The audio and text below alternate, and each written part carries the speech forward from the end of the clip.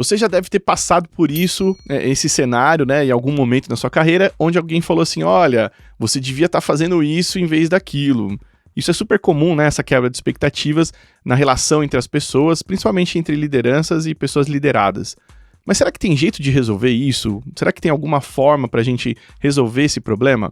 Nesse vídeo eu quero comentar sobre uma possibilidade aí que você pode testar aí no seu time, na sua organização, para tentar amenizar esse tipo de problema. Bora lá pro vídeo? Antes de começar, não esquece de se inscrever e deixar aquele like. Caso você não tenha curtido também, comenta aí, a gente pode discutir e trocar uma ideia sobre o assunto. Mas antes de começar, né, eu queria só trazer o problema aqui para a mesa, né? Um problema que é muito comum nas empresas é essa quebra de expectativas com relação às responsabilidades das pessoas, dos papéis que essas pessoas exercem, né, dos cargos que elas exercem nos times e nas organizações.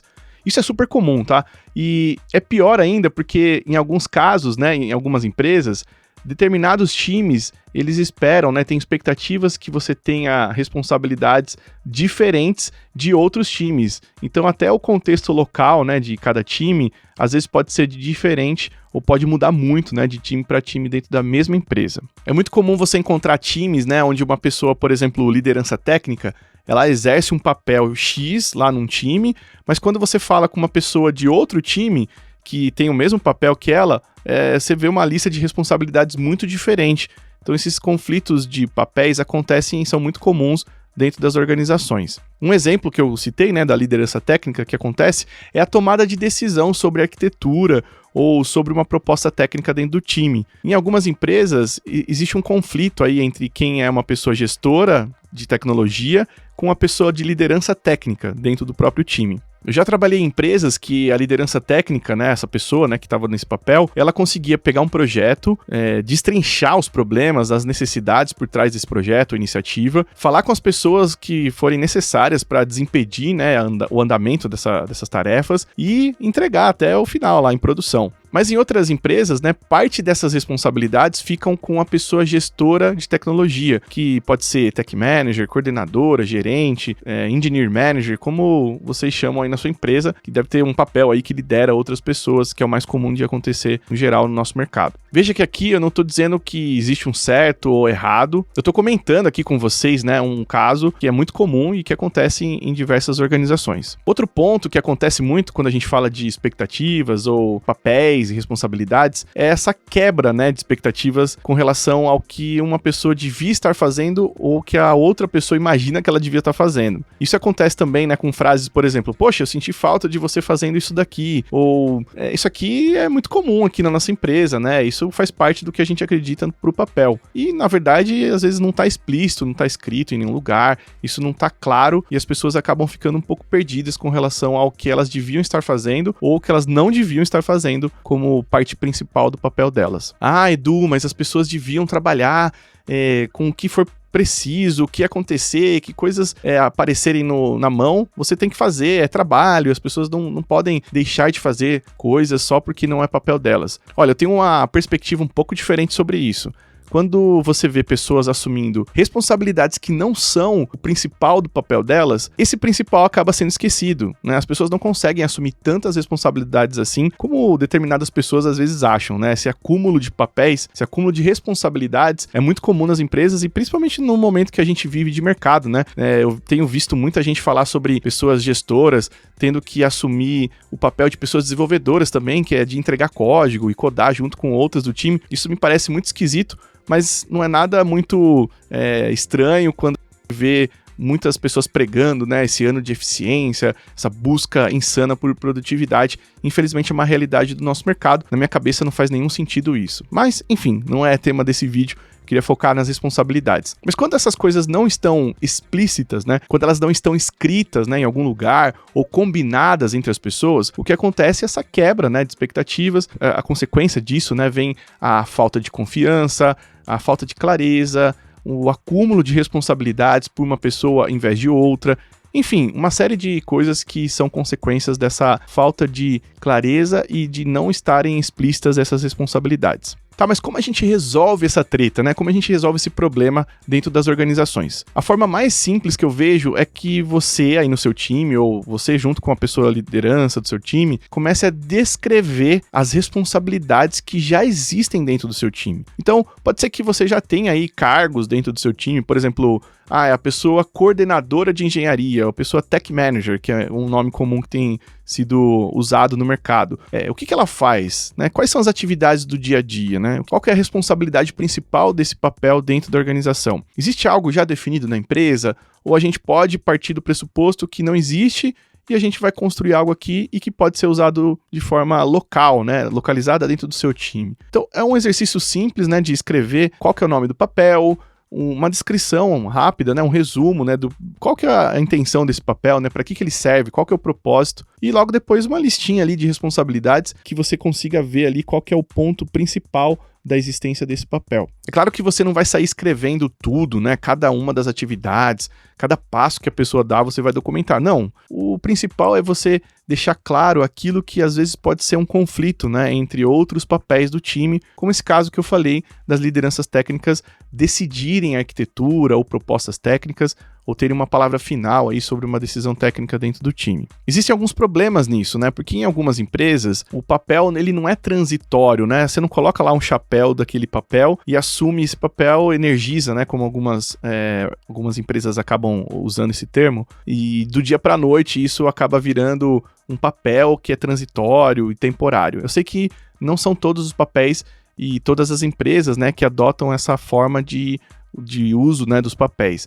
Então, geralmente o que você vai ter é um cargo definido ali, e até tem uma questão até trabalhista, né, com relação a isso. Por exemplo, gerentes ou coordenadores, né, pessoas coordenadoras, acabam tendo que exercer algum papel, e até tem um famoso cargo de confiança, né, que essas pessoas acabam nem batendo ponto, ou, enfim, elas trabalham num modo diferente. Isso é coberto, né, pelas leis trabalhistas e pela CLT, que rege algumas dessas funções dentro do nosso ecossistema de tecnologia, assim como em outros lugares. Mas existe uma oportunidade de você descrever também esses cargos que existem na sua empresa, né? Acho que é um trabalho que você precisa fazer, ou pelo menos a sua organização precisa prestar mais atenção para listar melhor essas responsabilidades e evitar esses conflitos que são comuns quando você não deixa explícitas as responsabilidades. Existem papéis que você pode usar que eu gosto de chamar de micropapéis.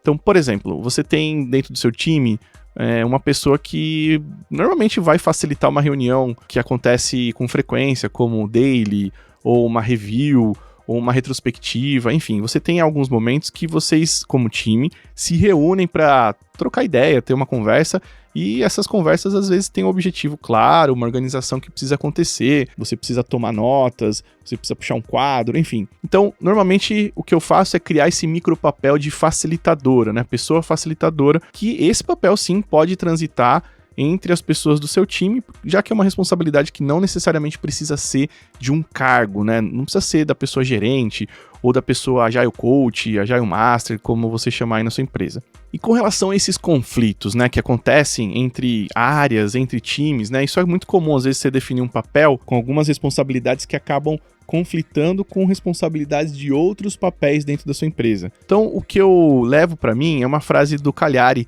que é um amigo muito próximo meu, e a gente uma vez debateu sobre alguns papéis que eu estava construindo numa empresa, e aí ele trouxe algumas sugestões, né? A gente trabalhou junto nessa construção, e ele citou uma frase que eu levo para sempre comigo, que é: qual é o mínimo para a gente operar juntos, né? Nesse caso dos conflitos, né?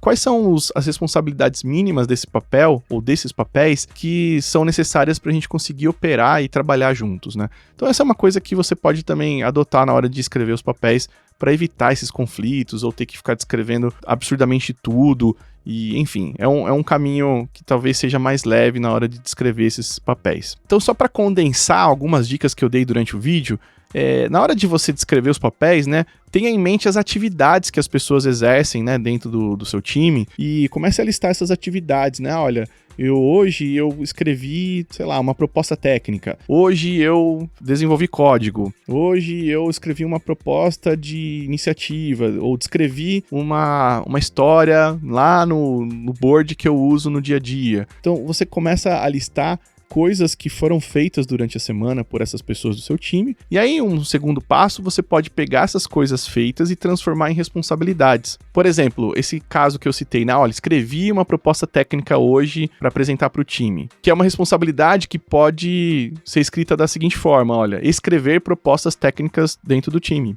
É um verbo infinitivo aqui, né?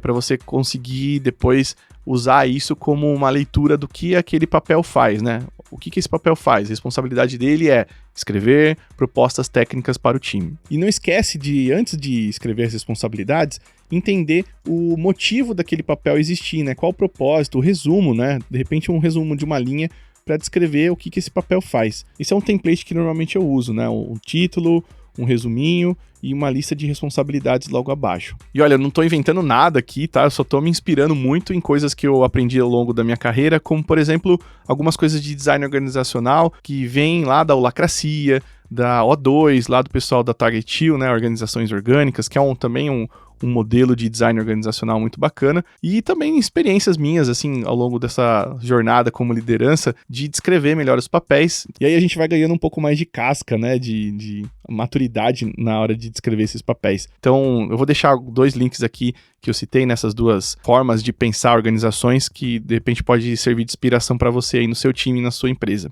E, gente, eu sei que existem coisas e nuances que não dá pra gente lidar de forma local, né? Por exemplo, esse caso que eu citei, né, dos cargos ficarem atrelados, né, à pessoa e não ter a possibilidade de eu transitar e dizer, olha, eu não quero mais exercer esse papel que eu estou hoje, porque não tem como, você foi contratado ali para ser uma pessoa desenvolvedora. E se você não quiser mais ser uma pessoa desenvolvedora, talvez tenha algumas empresas que não tenham essa flexibilidade de você migrar de papel. Eu sei que muitas agora estão adotando, né, essa chance, nessa possibilidade de você poder migrar de carreira dentro das empresas, mas isso não é uma coisa tão natural e tão comum nas empresas, no que eu, pelo menos, tenho vivido e vivenciado nesses últimos anos. E uma outra problemática que também eu vejo acontecer, né, em empresas ou times que tentam adotar essa prática de escrever papéis e isso poder ser energizado, né, trocado de pessoa para pessoa de tempos em tempos, é que quando a pessoa é contratada para fazer um determinado papel, né, um cargo, por exemplo, o caso de lideranças técnicas, né, é muito difícil você escrever responsabilidades que não sejam organizacionais. Então, por exemplo, um caso que eu vejo acontecer muito é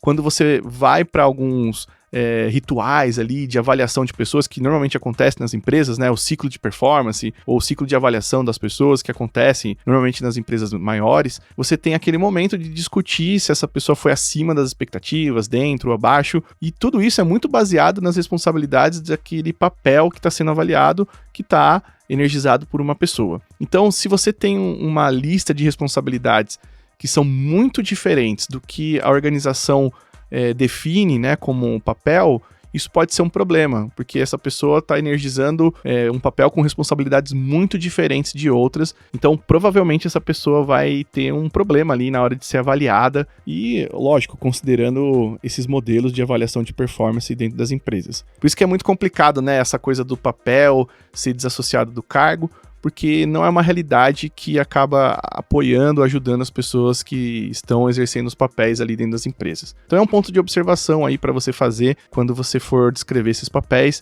tentar chegar muito próximo ali do que é definido na sua organização e não fazer algo muito diferentão aí dentro do seu time, né? Mas enfim, acho que esse era o intuito desse vídeo. Eu queria trazer um pouco mais de clareza para esse assunto de expectativas do papel, né?